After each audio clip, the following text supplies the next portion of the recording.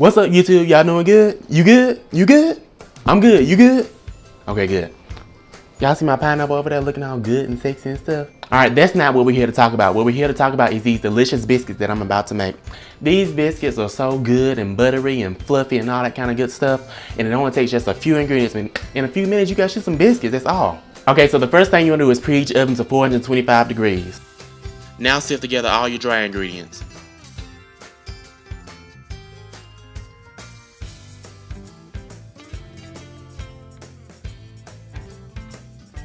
Now, if you can, I highly recommend that you get white lily flour. White lily flour is the best kind of flour to get if you're making biscuits. Now, I'm using self-rising flour, and in addition to the self-rising flour, I also added some baking powder to it because I want these biscuits to rise to their full potential.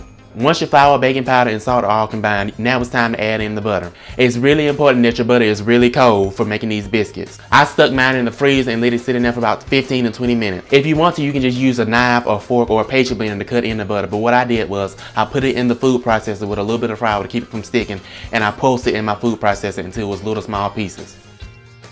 And then you just want to add in your butter into your flour mixture and give that a good stir.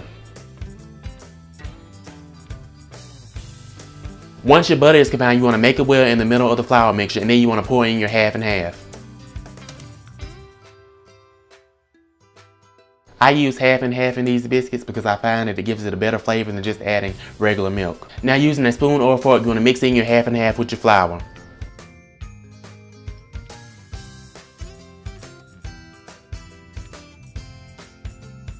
Once that forms into a dough, you want to flour your work surface, and then you want to turn your dough out onto that.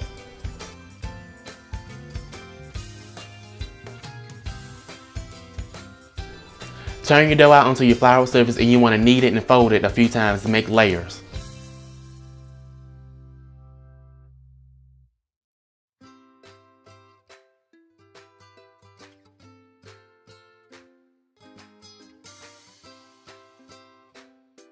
You can roll it with a rolling pin, or you can just pat it down with your hands, but you don't want to overwork it or else you have a tough biscuit, and no one likes tough biscuits.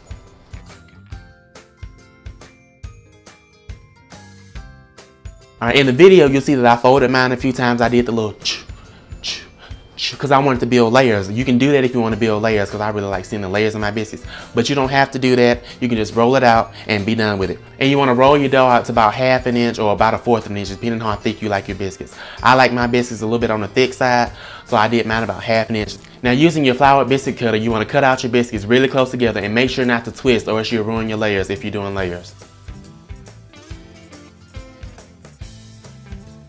And then if you have any left over, you can just re-roll the dough out and cut them out again. But those biscuits won't be as pretty, but they'll still be just as good.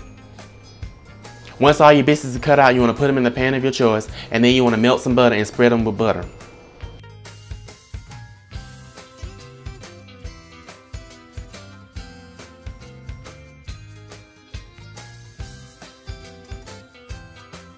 For the purpose of this video, I only cooked 3 biscuits and I put the rest of them in the freezer. But you can easily get 8 to 10 biscuits depending on how thin they are and how big you cut them. Now you want to place them into your preheated 450-degree oven and bake them for 10 to 12 minutes or until golden brown and delicious looking. While your biscuits in the oven, you might want to put some sausage on, get that cooking, some bacon, and because these biscuits gonna be good. I like to use this challenge butter right here. This is some real good butter right here. It says that it's from cows not treated with growth hormones. You cannot beat that. All these other butters out there, they got hormones all up in their cows and stuff. Not them. Nope. Not the challenge. And they even got coupons on the inside of the box. What more can you ask for? And now to the challenge company, I advertised for free that time. The next time, y'all gonna have to cut me a check. And once the biscuits are done, all you have to do is sit back and enjoy them with some sausage, bacon, whatever. Eat them up. That's a good biscuit.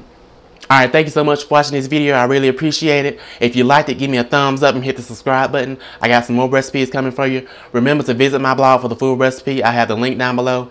And yeah, thank you for watching. I'll see you on the next video.